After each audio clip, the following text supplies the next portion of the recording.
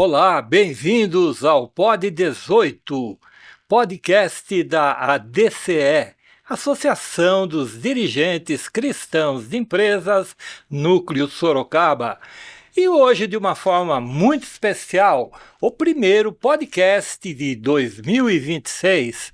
E é com grande alegria que hoje nós temos um assunto que vai aí tocar o coração de muita gente, porque diz direto às pessoas que usam um veículo que está na moda, que é prático, que tem uma mobilidade urbana muito forte, e para isso nós convidamos para este primeiro podcast o empresário Sérgio Henrique Dias, que é da E-Mod Motos aqui da cidade de Sorocaba. Tudo bem, Sérgio? Olá, Vanderlei, tudo ótimo e contigo? Tudo bem, bem-vindo ao nosso podcast. Nós vamos ter um bate-papo muito gostoso, muito informal. Sabemos aí que a sua vida tem tudo a ver com moto, então nós vamos conduzir. E para que as pessoas que estão assistindo conheçam um pouco do Sérgio, para começar a sentir, né? Antes de nós falarmos sobre alguns aspectos legais do uso da moto, orientações técnicas até, mas de uma forma muito assim fácil de entender, eu queria que você contasse um pouquinho da sua trajetória de vida. Porque, Sérgio, nós sabemos, você, filho de um papai guarda rodoviário, lá na história, né? Você que é de Sorocaba, mas lá na história, lá em Capão Bonito, ouvia lá o papai chegando com a moto, com a viatura de guarda rodoviário. Então, eu creio que há, sim, muita emoção, muita vida, muita energia nessa sua história. Vamos começar contando um pouquinho. Quem é o Sérgio, menino que viu o papai chegar de farda, de moto, aquela moto maravilhosa, aquele ruído da moto, né? Fazendo pulsar junto com o seu coração, o papai chegou e a moto dele também. Bom, primeiramente, Vanderlei, obrigado pela oportunidade, obrigado pelo convite. Eu tenho acompanhado quase que todos os podcasts aqui da DCE, espetaculares, um bate-papo maravilhoso. Bom, vamos lá. Como você mesmo adiantou, né? Eu sou filho de um guarda rodoviário, né? Ele atuou muito forte na década aí de 70, 80, e ele trabalhava com moto. Na época era uma BMW R75 750, e ela era muito parecida com o Chip, né? Aquele seriado Chips. E curioso que nessa época as viaturas eles levavam para casa. Então eu nasci praticamente em cima de uma moto da polícia. Então, tanto é que toda a minha infância, os presentes que eu era apaixonado era miniatura de moto de polícia. Então isso, né, cresceu em mim. E como eu sou o filho mais novo de Vocês três irmãos... Três irmãos? Três irmãos. Qual o nome do seu pai? Edson. Edson, tá. Minha mãe Adélia. E aí tem o meu irmão mais velho, o Adriano. O do meio, o Edson também. E eu.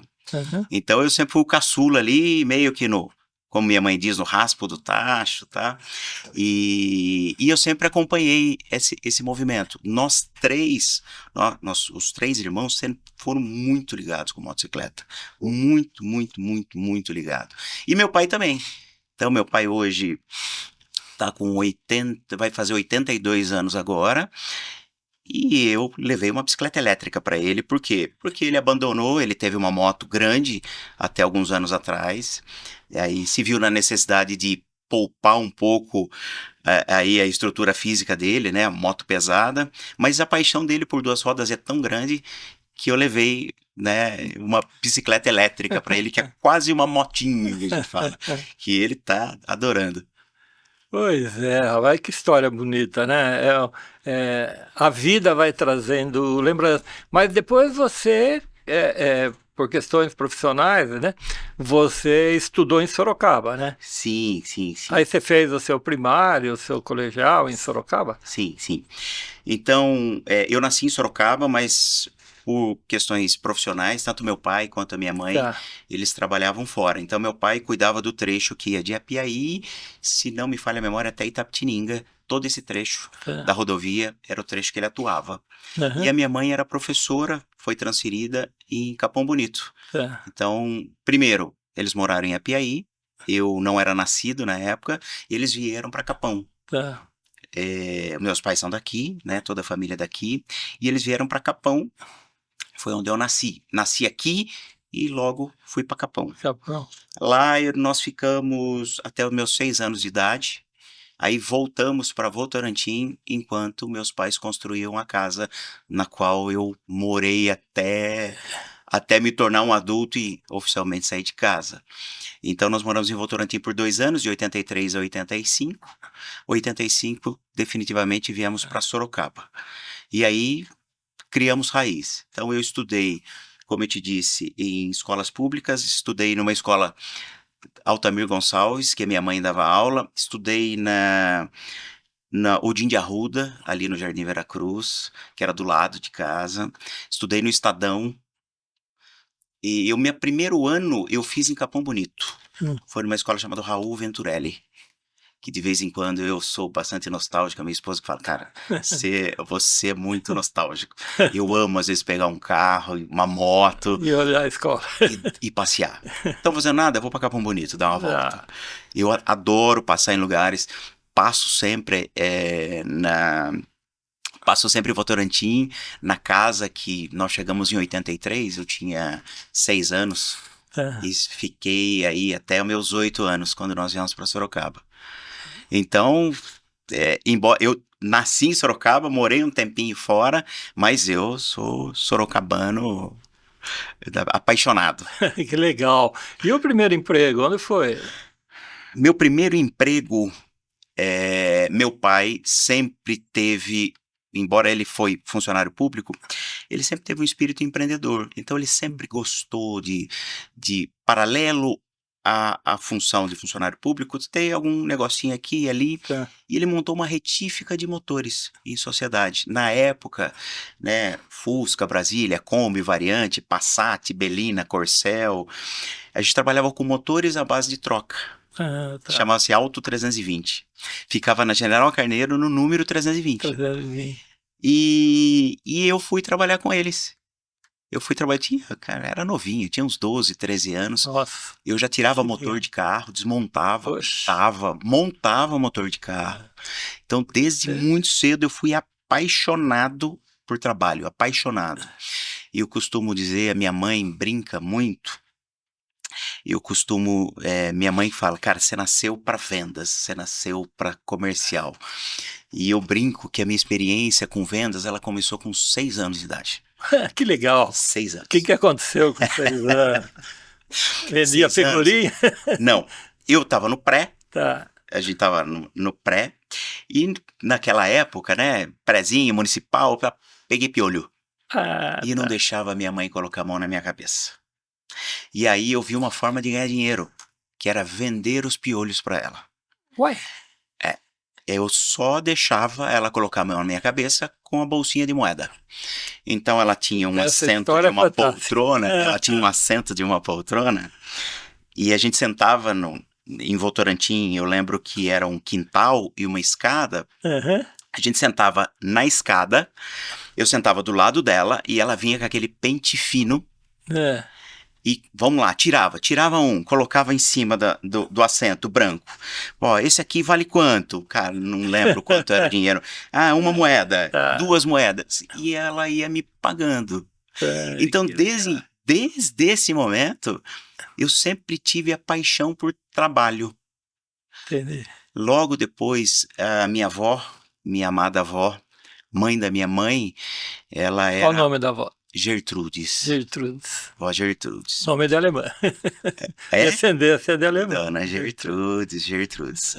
E ela era uma artesã. Tem um talento. Obras que ela fez estão na casa de tia, acho que é na casa da minha tia.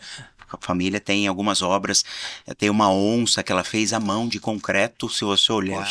É espetacular. E ela sempre teve esse dom. Você ia na casa dela, uma casa enorme na época, as casas eram grandes.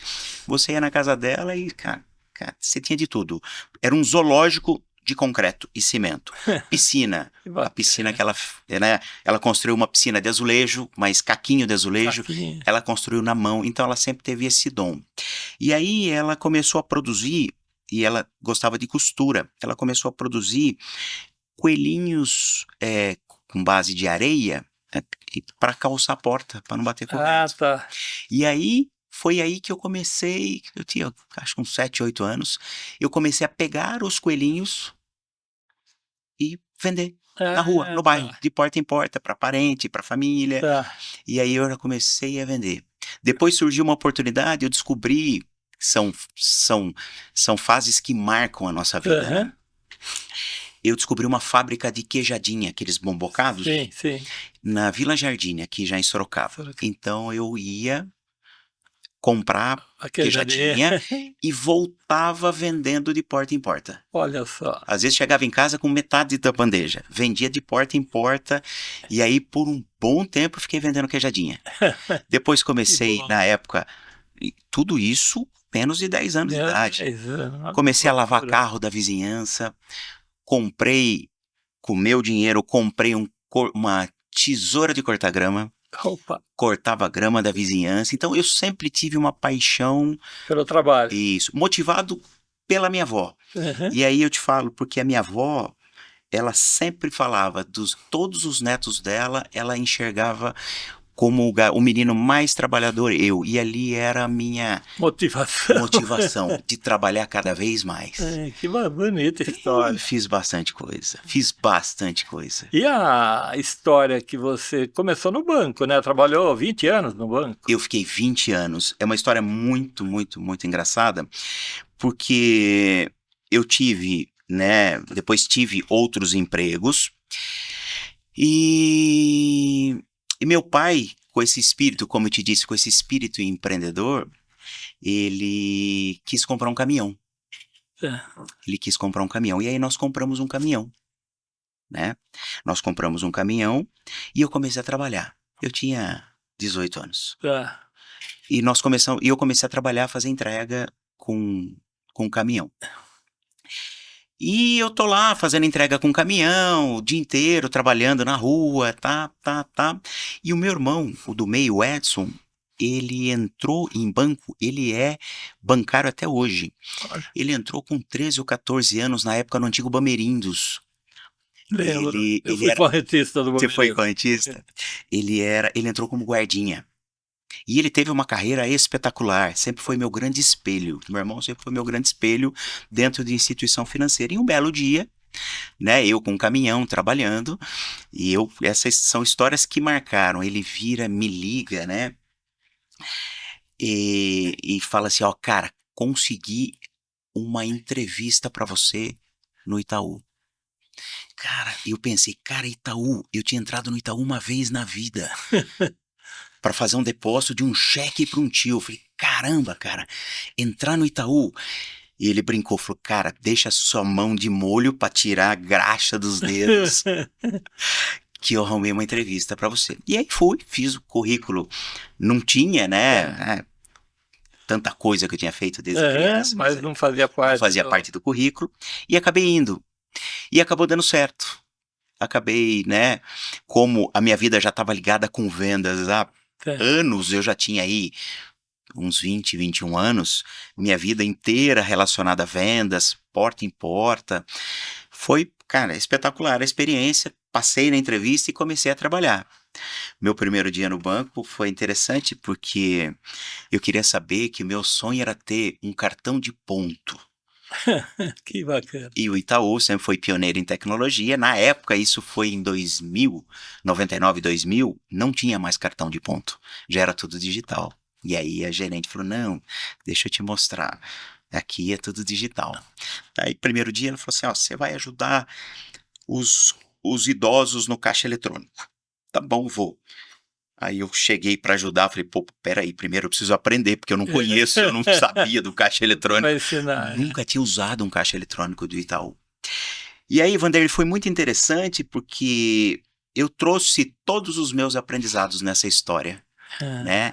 Desde lá atrás, quando eu comecei a vender piolho, quando eu comecei a vender coelhinho, queijadinha, pastinha de limpar mão, desengraxar mão, estopa para mecânico, e toda a minha história eu apliquei dentro do banco, Do porque é a banco. primeira grande oportunidade, Aham. né? Na época, eu lembro que o meu primeiro cartão de alimentação, ele era maior do que o meu último rendimento que eu tive vendendo coisa de porta em porta. Nossa. Então ali eu abracei com tanto amor e tanta vontade de fazer acontecer, que eu tive uma carreira muito meteórica.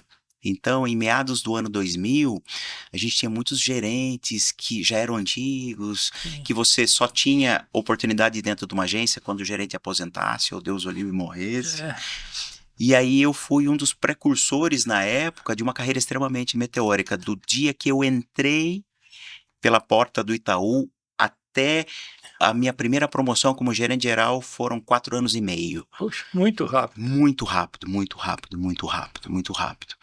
E aí dentro do Itaú, né, eu sempre, para mim, o banco era meu, eu sempre tive essa visão de dono, né, sempre administrei as agências que eu passei com essa visão de dono. E aí eu fui crescendo lá dentro, né? Migrei para a área de micro e pequenas empresas e eu fui tendo bastante contato com empresários, com microempresários, com Ah, pessoas espetaculares, muitos aprendizados na minha carreira, muitos, muitos aprendizados. E aí lá no fundo, porque a nossa vida profissional, principalmente em instituição financeira, isso é sabidamente, né, conhecido por todos, tem prazo de validade. uhum. Então, você sabe que você trabalhar em instituição financeira, você tem um prazo de validade, né? Você tem lá X anos, né? Alguns um pouco mais, outros um pouco É menos. um jogador de futebol. Exatamente. E aí eu pensei, poxa, iniciativa privada. Depois que eu me aposentar, qual que é a vida que eu vou ter? Qual que é o estilo de vida que eu vou ter? E eu sempre ligado a motocicletas, eu falei, pô, meu sonho é conhecer o mundo de moto. Como que eu vou conseguir conhecer o mundo de moto, sendo que eu trabalho direto e eu tenho a cada 12 meses trabalhados, eu tenho direito a 30 dias de férias que a gente acabava nem tirando, tirava um pouco menos. E aí eu comecei, a maturidade vai chegando, você vai organizando prioridades, e eu fui começando a entender que né, eu, aquele, aquele instinto de empreendedor, desde lá de trás, ainda continuava vivo em mim. Mesmo trabalhando numa instituição aí por 20 anos. E aí eu gosto muito de ler frases. Eu sou muito impactado por frases. Quando elas fazem sentido para mim, Aham. eu adoro trazer isso para minha vida. E aí eu li uma frase que dizia o seguinte: ou você corre atrás do teu sonho, ou alguém te contrata para correr atrás do sonho dele. Aí eu falei, pô, faz quase 20 anos que eu tô correndo atrás do sonho de alguém. Quando eu vou correr atrás do meu sonho? E aí eu, putz, cara, eu preciso fazer alguma coisa, alguma coisa, alguma coisa. E aí, natural, né? O tempo vai passando, as coisas, o meu casamento com a instituição financeira, né? De toda a história, Aham. já foi criando um desgaste, já foi. E eu, em 2020, em janeiro de 2020, veio o divórcio do sistema, né? Veio o divórcio do Jurídico lá. jurídico, veio o divórcio Nossa, profissional da profissional. CLT. Aí, né, eu precisava descansar, eu estava muito cansado, muito estressado, né? E eu atualizei alguns currículos, falei, ó, quero trabalhar com empresas um pouco maiores, tá? Aham. Porque nessa fase final, né, toda a jornada que eu tive dentro de banco, eu voltei para a estrutura de varejo, que é agência, gerenciar agências, tá? Que é onde consome muito, né? E aí eu, acho que por uns 60 dias, mais ou menos, eu mantive meu currículo atualizado. E aí, meu filho, que hoje tem 21 anos, na época ele tinha acho que 15 anos, 15, 16 anos, acho que até um pouco menos. Eu ainda estava no banco, meu filho falou, pai, eu tenho um amigo na minha sala que ele tá trabalhando com motinha elétrica. Pô, queria uma, tá. Vamos dar uma olhada? E o meu filho, eu dei moto para ele, como os meus pais moram numa chácara, Ah, ele sempre teve mini moto e moto desde 8, 9 anos de idade. tá. Ele andava em local fechado, um terreno no fundo lá fechado, mas ele já pilotava. Aham. E eu queria dar uma mobilidade, porque eu tive mobilete, né, lá com 10, 8, Aham. 10 anos. E eu queria dar essa mobilidade para ele, Vanderlei. E aí eu fui conhecer. a- A a- lojinha lá, a loja. não tinha nem loja, Nem fui na loja, né? casa da A pessoa. casa. Aí a gente andou, tá, nós andamos, tá, e fiquei com aquilo, né? Eu estava ainda no banco e continuou, continuou. Eu tinha um grande amigo, irmão, né, que chegou a morar na casa dos meus pais ainda, uma amizade de 20 e poucos anos, que eu tinha uma missão de vida, né, que era cuidar, ajudar e cuidar, né? Eu sempre carreguei isso comigo, esse instinto de ajudá-lo. Ele, inclusive, ele é mais velho que eu, mas Uhum. por escolhas ele sempre foi um pouco mais tranquilo, um pouco mais limitado para algumas coisas e a gente. E antes eu ainda estava em banco. Um belo dia ele me liga e fala, cara, ele recebeu uma grana aí de herança. Ele falou, pô, eu quero montar uma loja de moto elétrica. O que que você acha? Eu falei, putz, cara, eu não sei, não sei. Eu não conheço esse mercado, não sei, não sei. Nisso, o meu filho, eu já tinha ido ver essa motinha com Ah, meu filho, gostei, mas não sabia o que era esse negócio.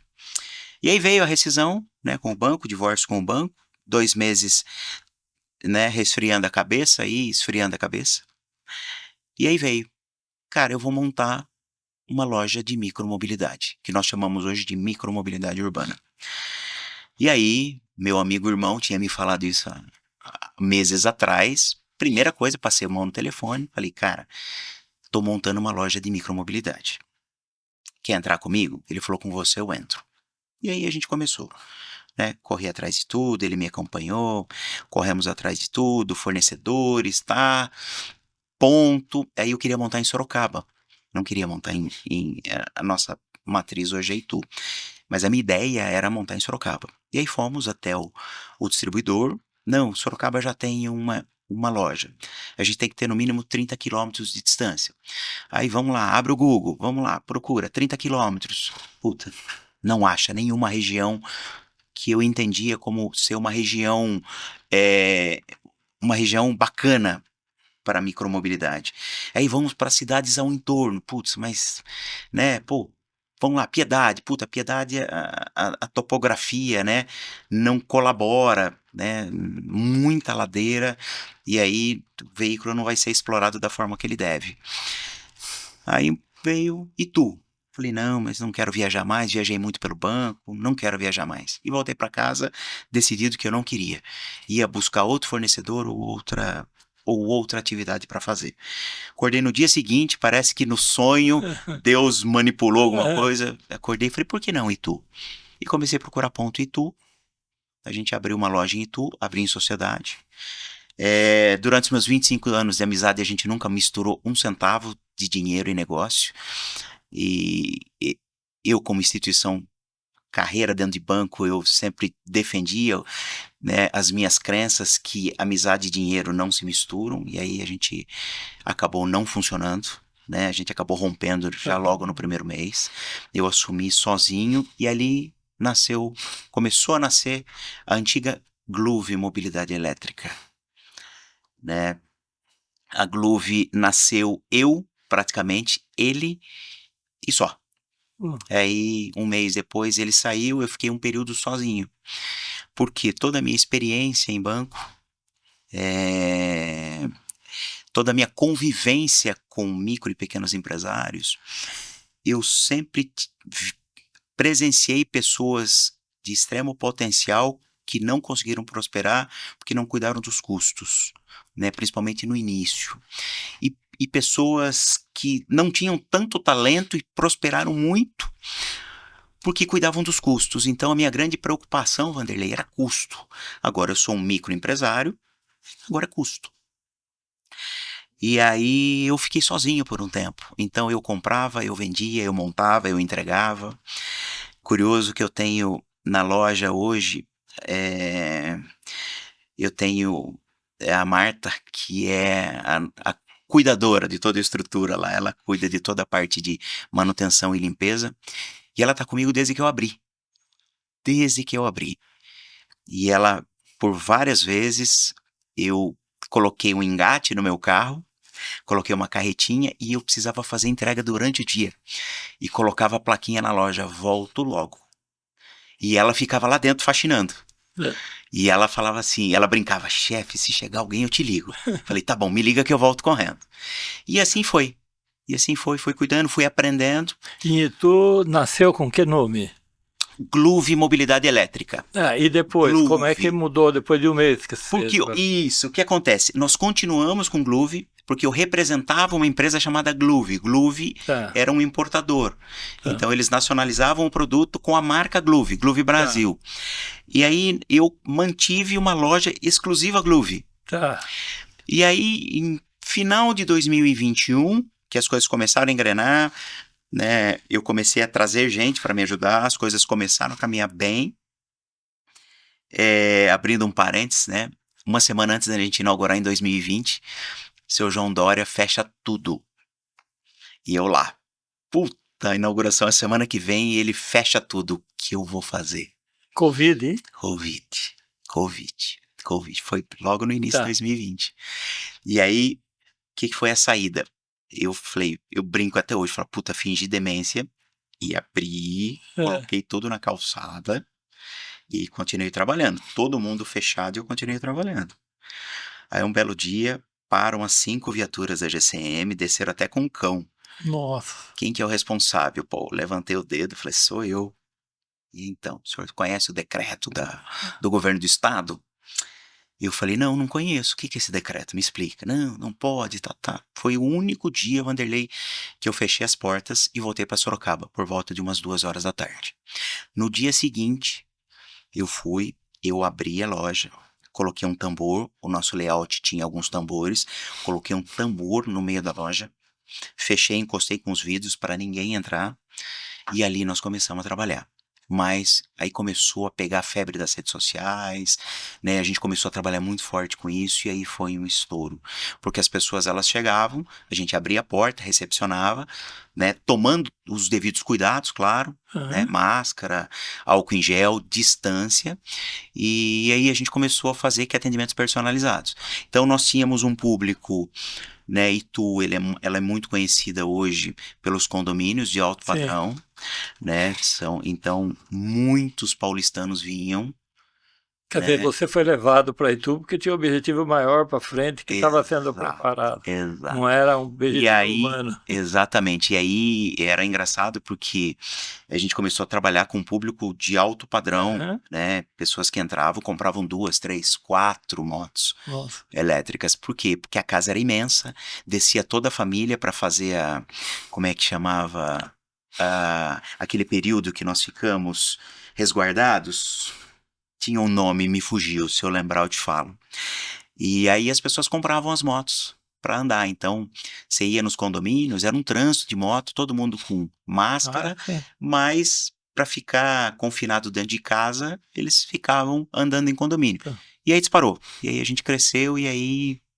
Tanto é que passou um período, a própria Gluve falou, Sérgio, vai disponibilizar o mercado de Sorocaba para você, porque a gente tivemos aí um contratempo, não sei o que houve com o antigo representante em Sorocaba. Falei, você quer transferir sua loja para Sorocaba? Eu falei, não quero, eu quero ficar em Itu. E lá nós criamos abrir uma filial, né, no caso. Isso. Aí poderia ter aberto a filial, mas na época, como eu ainda tinha uma preocupação muito grande com custos, e eu estava conhecendo a operação ainda, como é que funcionava, questão de pós-venda, tudo, entender qual que era a dor do nosso cliente. Então, eu ainda não estava seguro em expandir. Aí, em 2021, a Gluve começou a descontinuar, ela descontinuou, e aí eu me vi na necessidade de mudar o nome, criar uma multimarcas. E a marca é própria? Hoje a marca Imude é uma marca própria, uma marca registrada e patenteada. Uma Ah, marca como loja, a gente, tá. né, nós Sim, não é o nome, é o não nome é o nome do fantasia. produto, exato. E muitos revendedores hoje, Vanderlei, eles batizam o produto como fosse uma marca própria. Tá. Eu nunca gostei disso. Eu sempre prestigiei os meus fornecedores. Eu sempre trabalhei com a marca do próprio fornecedor. Uma, para poder contar a história do meu fornecedor, que na maioria dos casos é história de sucesso total, né? Aham. Imagina, quem é a Imude? Putz, cara, que modelo da Imude? Não. A Imude revende produtos Tá. hoje de empresas grandes, por uma Motochef, Capac, Aima do Brasil, são empresas hoje, algumas internacionais. Motochef hoje é a maior empresa de micromobilidade urbana do Brasil, disparado. Então, eu me vi na necessidade de prestigiar os meus fornecedores. Então, a marca é dele. Tá. E aí a gente registrou a marca como Emude, né? Essa ideia veio da minha esposa, Ana Carolina. Ela veio da expressão mood, né, do inglês, que é estado de espírito, tá? E qual o seu mood de hoje? Então, meu mood é o e-mood, é um estado de espírito elétrico. Aham. Então, por isso que surgiu a e-mood. Bacana. É,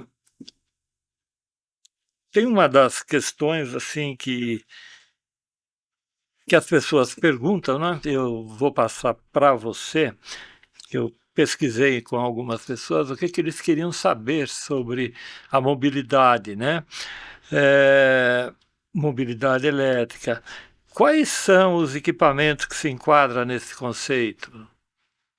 Micromobilidade, vamos É, chamar assim. micromobilidade. Micromobilidade. Porque a mobilidade elétrica Tá, hoje, ela abre uma gama uma grande. É, mas grande, a né? micro é A aquele, é de micromobilidade, 1.000 watts, 2.000 watts, 3, isso. 4.000 watts, né? Quando eu comecei, esse mercado era muito conturbado, porque existiam muitas resoluções do CONTRAN que davam permissões e, ao mesmo tempo, confrontavam com resoluções que não davam permissões. Tá. Então ficava, precisa de carta, não precisa? Então, veja bem, depende da autoridade local, depende de como o município interpreta a questão dessa micromobilidade.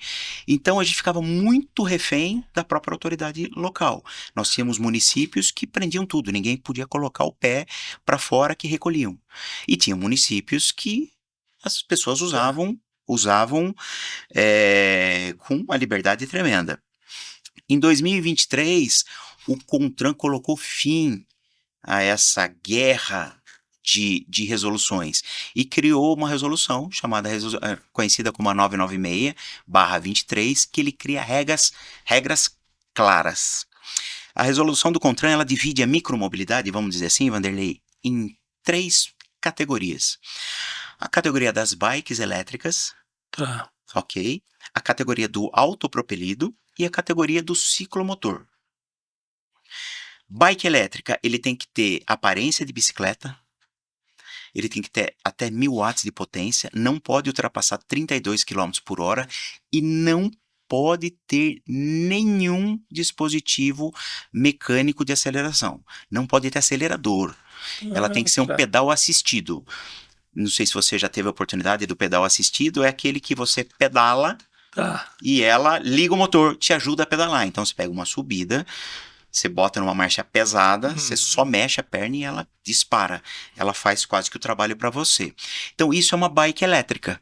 Então ela E não isso pode ter, não exige não a exige documentação. nem emplacamento e nem CNH.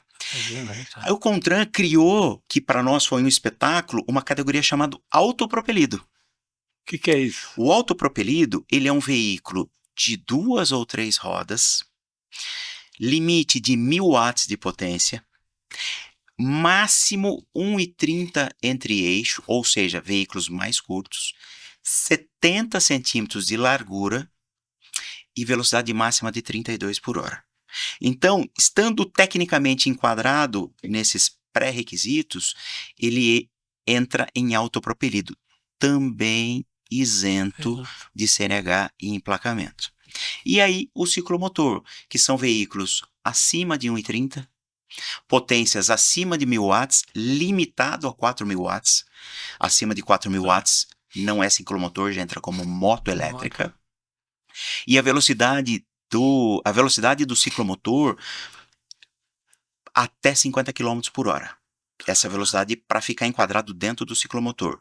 Superior a isso, Tá, mas aí nesse entra como caso... moto. No caso do ciclomotor, CNH, A para moto ou ACC, que é uma autorização de condução de ciclomotor. Tá. O ACC, pouca gente conhece, né? Inclusive, poucas autoescolas ainda, infelizmente, é lei, mas na prática que poucas autoescolas ainda tiram ACC, eles cobram praticamente o mesmo preço de uma CNHA. A CNHA te dá ampla possibilidade de pilotar motos. O ACC é só ciclomotor. Então aí ficou muito mais fácil de enquadrar cada um na sua categoria. Ah, mas e uma bicicleta que tem acelerador? Ela não é bike elétrica, não. Bicicleta que tem acelerador, ela automaticamente vai para autopropelido. Aí ela tem que seguir os critérios do autopropelido. E como é que Sorocaba está absorvendo esse tipo de micromobilidade? Muito bem. Muito bem, muito bem, muito bem. Principalmente o autopropelido. Hoje, que é a maior parte, né? A maior parte das nossas vendas acaba sendo um autopropelido. Quem mais que usa isso? É o jovem? É que ele usa para ir para a escola? Qual que é o... A maior parte ainda é lazer. Jovem, tá. Lazer. A maior parte. Nós temos uma fatia aí de pessoas que compram... com destino à micromobilidade, mas a grande maioria acaba sendo lazer. A grande maioria, 60%, 70% lazer, condomínio, ou para ter na garagem, para ir para uma padaria, para ir numa farmácia, ou às vezes é só para refrigerar o cérebro, tomar um oxigênio na rua. Ir no mercadinho do condomínio, né? Vanderlei, é um produto espetacular para isso. Eu falo que a micromobilidade elétrica, ela é terapêutica. Ela é terapêutica. Quem nunca teve a oportunidade de experimentar, deixo aqui o meu convite para quem quiser experimentar. É terapêutico. É você subir, não tem barulho, é só barulho do vento. Aquilo parece que você está... quando a gente era criança, na época que podia andar na caçamba de caminhonete, que você não escutava o barulho do carro, você acabava só escutando o vento, com a cabeça tomando o vento. Assim. É a mesma coisa. Eu tive uma motinha cinquentinha. Cinquentinha? E eu gostava muito. Eu tenho a habilitação, é AB que chama, né? AB, carro e moto. Eu tenho AB. Mas era uma delícia ir trabalhar na metalúrgica de motinha. Legal. Também há o aspecto da segurança, né, Sérgio, no uso dos equipamentos, né? Que cuidados o usuário deve ter antes de comprar, né, um equipamento desse? Ele tem que se preocupar com a EPI, né, equipamento de proteção individual, porque sim. O que exige o uso de equipamento ou todos exigem? Bike elétrica e autopropelido, a resolução não prevê equipamentos. Mas aí é orientado por todos, inclusive pelas autoridades, que embora não seja obrigatório de fato, mas está relacionado a questões de segurança. Então, quando a gente fala em segurança, em cabeça, passa a ser obrigatório. O ciclomotor, que é o veículo que obriga emplacamento e CNH, aí ele segue a mesma regra de moto. Criança com menos de 10 anos não pode andar na garupa, em hipótese alguma, no ciclomotor. O mais importante, Vanderlei, você vai comprar um produto de micromobilidade, é entender como é que funcionam as leis, aonde eu posso usar. Tanto a bike elétrica quanto o autopropelido, você é liberado para utilizar em vias públicas, mas em vias onde a velocidade máxima não seja superior a 40 km por hora. Por exemplo, uma pista de caminhada, eu vejo comum as pessoas usando a pista... Ciclofaixa. O que diz a resolução, a 996? Ela diz que a ciclofaixa, a velocidade máxima para autopropelido e bike elétrica, 20 quilômetros por hora, ou a velocidade imposta pela autoridade local. Tá. Se o município, de repente, criar alguma outra regra, reduzir a velocidade ou... né? Mas o CONTRAN diz que a velocidade máxima em ciclofaixas 20 quilômetros por hora. Ciclomotor, proibido ciclofaixas. Tá. Rodovias, proibido ciclomotor, autopropelido e bike elétrica. Marginais, proibido autopropelido e bike elétrica. Marginais precisa ir pela ciclofaixa. Tá. Por quê? Você imagina uma marginal aqui em Sorocaba, 70 por hora. Já é um desafio os motoristas respeitarem a velocidade de 70 por hora. Você imagina um adolescente no meio de uma marginal com um veículo que não passa de 30 por hora. O risco que ele... Tá. Isso não pode, não, isso é proibido. Então, jovens e adolescentes, se vocês usam autopropelido, não circulem em marginais, circulem em vias públicas de até 40 km por hora, em vias com velocidade superior, procurem alternativas. Entre esses equipamentos EPIs, quais são os indispensáveis? Por exemplo, o capacete, o que mais? Não, capacete o capacete é o número 1. Esse sentou, tem que colocar o capacete. Porque às vezes existe diferença de fabricante de capacete? Porque às vezes a gente vê, a pessoa usa capacete, mas bate a cabeça e morre. Parece que capacete tem o enfeite, a beleza, mas não tem a proteção. Vanderlei, isso em todo o mercado, em tudo quanto é produto, na micromobilidade, no mercado de carros, no mercado geral, existem produtos com qualidade A, B, C, D. Mas existe alguma norma técnica da BNT para o capacete seguir? Para ciclomotor, ele tem que ser homologado pelo Inmetro. Pelo Inmetro, Inmetro que homologa. Para autopropelido e para bike elétrica, não há exigência, inclusive, do capacete. Tá. Então, aí são pessoas, às vezes, que usam capacete de bicicleta. E aí, a minha recomendação é, você vai proteger, né, a tua cabeça. Você não pode economizar num capacete. Você não pode comprar um capacete de 15, 20, 30 reais e achar que ele vai operar um milagre numa queda. Não vai. Tá. Quanto a...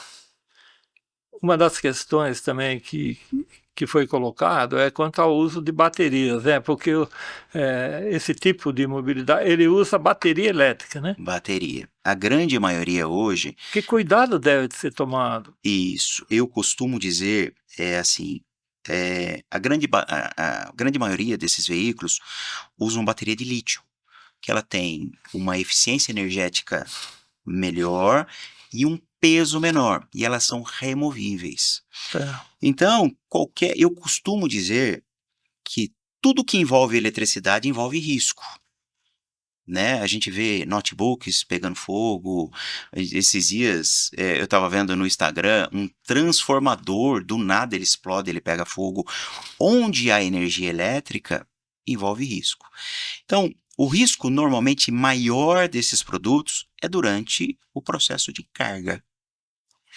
Então, a recomendação nossa não é uma obrigação, mas é uma recomendação. Se você vai recarregar uma bateria que te oferece um risco, qual que é a melhor forma de recarregar? Eu tiro, não coloco sobre o piso, coloco sobre um tapete, uma borracha, não coloco no chão direto. E coloco isolado numa garagem, numa varanda, isolado de qualquer outro produto. E jamais deixar o produto carregando solto. Eu sempre costumo dizer, carrega com supervisão. Ah, mas o que é carregar com supervisão? Eu vou sentar do lado da bateria e esperar ela carregar? Não. Mas eu tô aqui, eu sei que a bateria tá ali no quintal, eu tô aqui. Se eu escutar algum barulho, se eu sentir algum odor diferente, imediatamente eu interrompo a alimentação. Dessa forma, diferente de você botar de madrugada carregando na sua casa, e acontece alguma coisa, você só vai descobrir no calor das emoções, literalmente. É o que acontece às vezes o que com o celular também, né? Exato. A Hoje, pessoa dorme carregando com o celular embaixo do travesseiro.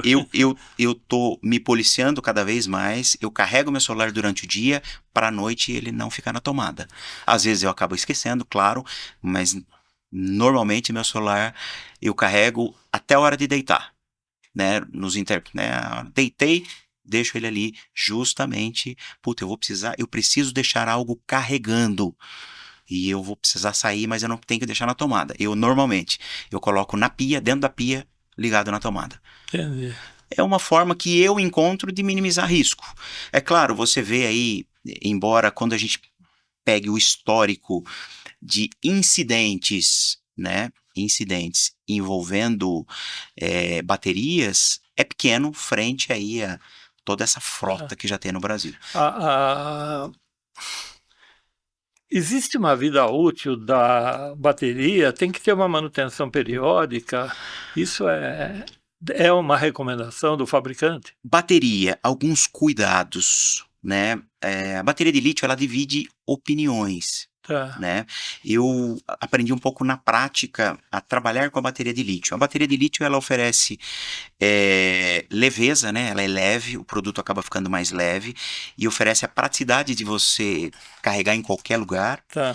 Mas ela tem alguns cuidados. Ela se torna muito eficiente quando ela tem muita carga. Então, ou seja, usou, carrega, usou, carrega, usou, carrega. Não usa até acabar.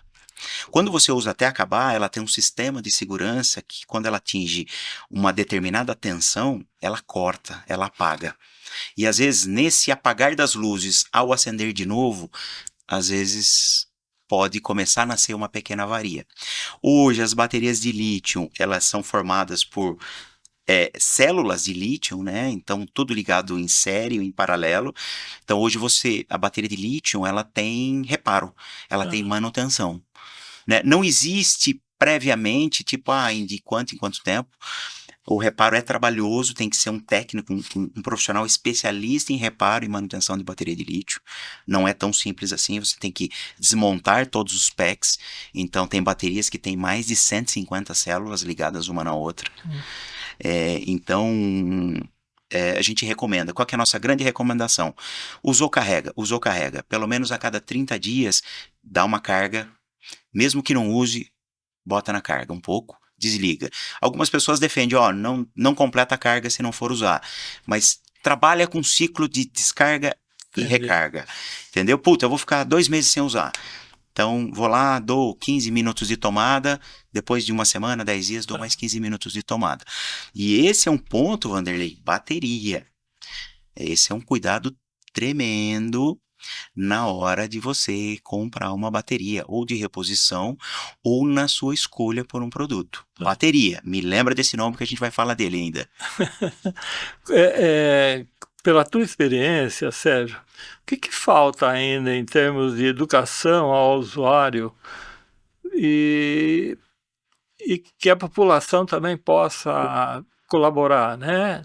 Para que haja esse casamento entre essa micromobilidade, porque eu vejo, isso toda semana sai na imprensa, tem essas patinetes, né? Que está espalhado para a cidade toda e a gente vê adulto com criança pequena mesmo, andando na frente, atrás, fica andando pelas ruas, né? É um pouco de teimosia dos pais que não usa capacete e anda de patinete, que é um veículo. Né? O que falta para a conscientização? Eu acho que você matou com a palavra conscientização. Eu acho que a conscientização hoje, no meu ver, quando a gente olha trânsito, quando a gente olha como é que a gente usa isso, é conscientização. É a única palavra. Por exemplo, você vai em locais fechados, condomínio, grupo de jovens que a velocidade regulamentada num condomínio é 20, 30, eles andam a 50. Uma roda de crianças, o jovem passa tirando racha um com o outro. Quando jovens ou adultos não respeitam semáforos vermelhos, não respeitam faixa de pedestre, não respeitam o sentido da via. Então, isso ao meu ver, deixa as pessoas mais expostas. Mais expostas às críticas da sociedade como um todo. E eu sempre falava para a molecada, ó, se vocês não respeitarem, o condomínio vai, baixa lá uma norma interna e proíbe a utilização.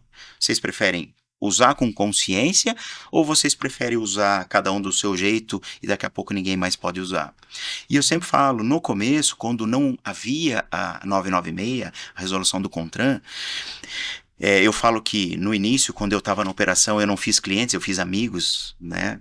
Minha esposa pegava no meu pé ainda, fala, quero ver quando você for desmamar os seus amigos, quando você crescer e não tiver mais na ponta da operação, como é que você vai fazer?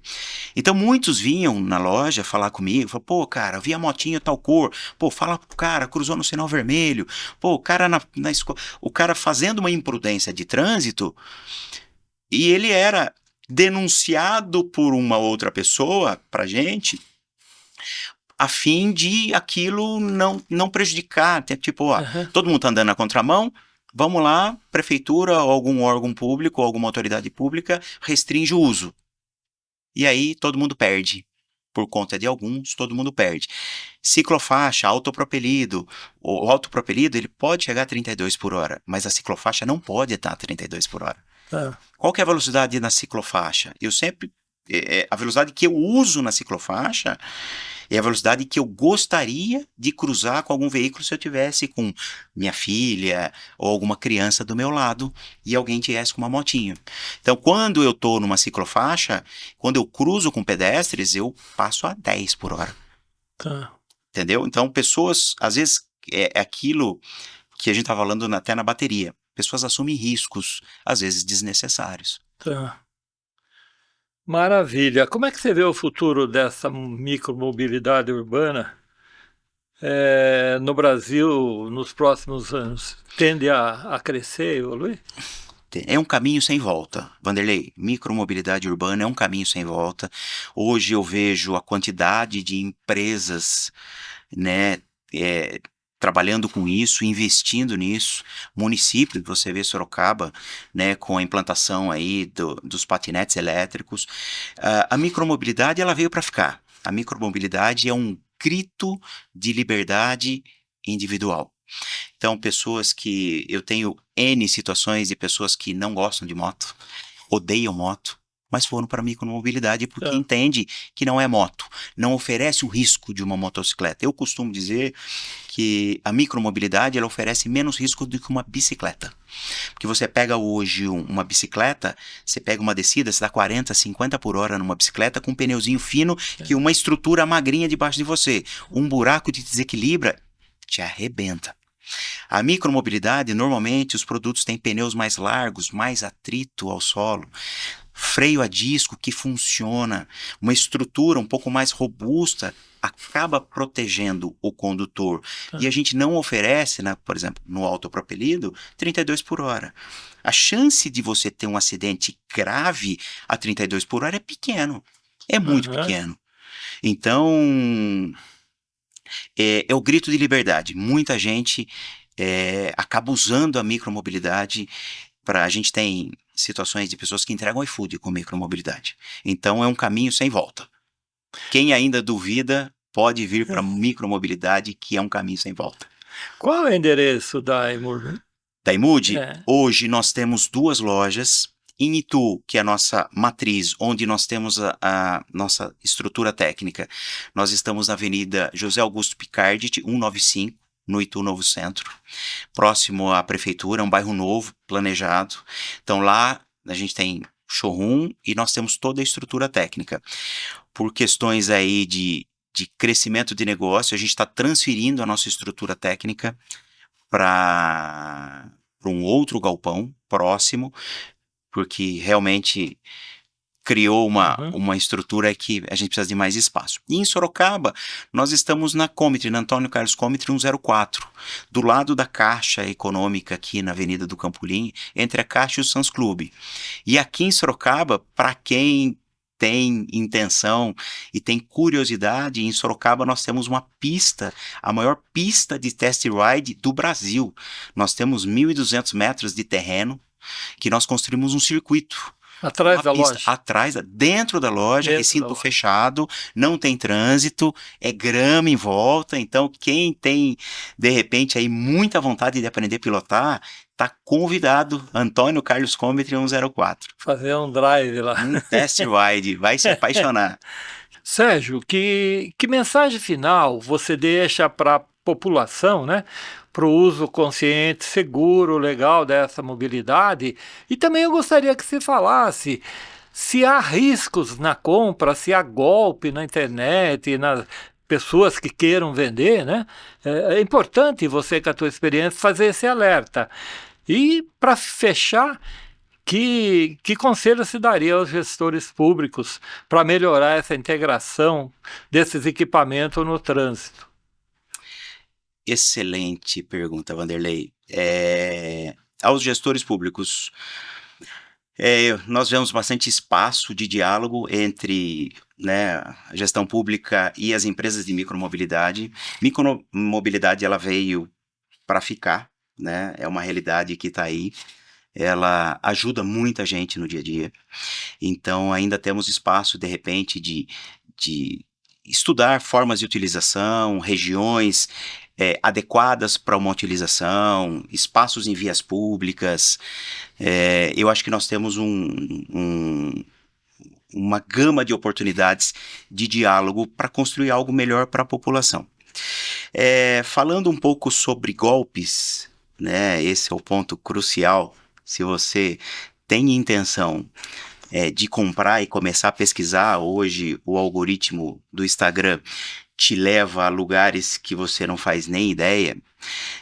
O mercado de micromobilidade, assim como todos os mercados voltados à tecnologia, ele está infestado de golpes. Infestado. Ofertas de preço, normalmente os golpes são atraídos com ofertas de preço muito abaixo do custo, né? Quando a gente pega o custo do produto, o golpista, né, a gente costuma dizer que os golpes hoje é o chamado do golpe do falso funcionário. Ele se passa por clientes das lojas, ele pega todas as informações necessárias, como se ele fosse passar para a esposa para tomar uma decisão, ele engana os vendedores, pega todas as informações e de posse daquelas informações, eles começam a criar anúncios com as fotos, imagens, tudo. Criam catálogos semelhantes, sites semelhantes, com o único objetivo, enganar pessoas e obter vantagens financeiras. Então, quais são os cuidados? Primeiramente, checar se realmente está falando com a própria empresa. Lembrando que os golpes são atraídos por preços milagrosos. Então, isso não existe. Preço milagroso não existe. Então, entra no site, pega contato de Google, pede chamada de vídeo. Hoje, empresas não aceitam Pix em pessoas físicas. Você vai fazer um pagamento, o Pix é para a empresa, é para um CNPJ. Então, se alguém te passar um Pix de pessoa física, desconfie. Antes de realizar qualquer pagamento ou fechar qualquer negócio, tenha a certeza que você está falando com a própria empresa. Legal. Obrigado, Sérgio. Eu que agradeço a oportunidade, Vanderlei. O ano já começou com tudo, 2026 está prometendo, já começou forte. Que legal. Então, o tempo passou, é o nosso primeiro podcast de 2026, né? 18 de janeiro, nesse dia especial do começo do ano, onde há muitas pessoas que ganharam de presente o mês passado, de Natal, o seu equipamento e estão começando aí no seu primeiro, com aquela euforia de férias e utilizar. Muito bom. Agradeço muito, Sérgio, você foi muito gentil. Obrigado, eu acredito Vanderlei. que esse podcast ele foi muito educativo, né? Ele tem essa função da ADCE de produzir podcasts onde a conversa, a mensagem, ela seja educativa para a população, educativa para os empresários, de uma forma a comunidade possa se enriquecer com os convidados e seus conhecimentos. E nós estamos começando 2026 com o pé direito, com nota 10. Esse tema foi excelente. Você conseguiu transmitir com muita segurança, né? E conhecimento um tema que hoje é futuro. né? E é presente e é futuro. E é futuro. Então, nós estamos ajudando a salvar vida, nós estamos ajudando a população a ter maior mobilidade urbana, né? E eu acho que tudo isso aí vem enriquecer, então, esse primeiro podcast de 2026. E para você que nos acompanhou durante esse tempo, eu quero, assim, desejar, em nome da diretoria da DCE, hoje aqui representada no estúdio pela Regina Carvajal, que veio nos dar a honra da sua presença acompanhando esse podcast. E em nome da nossa diretoria da DCE, convidá-lo a compartilhar esse podcast nos seus grupos, nos seus amigos, porque cada vez que a gente compartilha um podcast como esse, que é formação, educação, ensino, nós estamos praticando um ato de generosidade, estamos fazendo bem, né? Porque nós vamos ajudar um pai, uma mãe, um filho a entender melhor aquilo que às vezes eles praticam, não como ato de irresponsabilidade, mas por falta de conhecimento. Então, nós convidamos você a compartilhar o nosso podcast, dar lá o seu like para a gente poder crescer também durante o ano de 2026. Torne-se associado da DCE, conheça a DCE, nós temos as nossas redes sociais, no Instagram, Facebook, temos o canal ADCE Sorocaba no YouTube e teremos durante o ano uma programação intensa de eventos, de palestras, né? E tudo isso para que nós consigamos dar continuidade nesses mais de 10 anos que a DCE vem atuando em Sorocaba. Tá bom?